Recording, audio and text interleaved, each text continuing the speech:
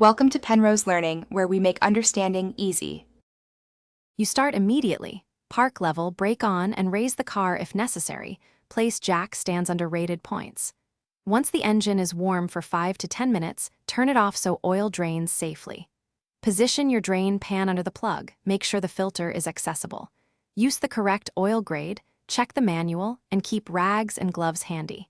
You're doing this to improve lubrication and engine longevity, so confirm you have the right filter and enough oil to refill. Once ready, loosen the drain plug slowly and control the initial surge. A gentle turn prevents spills. After most oil drains, remove the plug and let the flow finish while you remove the oil filter. Turn filter counterclockwise, keeping the pan beneath. Check the old filter gasket so you don't get a double seal when installing the new one. Clean the drain plug and magnet, replace worn crush washers, and briefly inspect the oil pickup visually if accessible. These steps prevent leaks and maintain proper oil pressure. Install the new filter by coating its gasket with fresh oil and hand tightening to the specified engagement. Do not over-torque.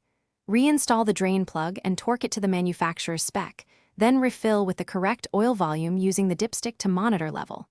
Once filled, start the engine for 1 to 2 minutes and inspect for leaks around the plug and filter.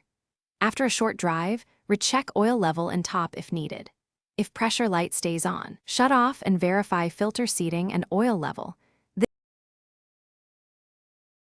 Thanks for watching. If this was helpful, leave a like and consider subscribing. See you next time.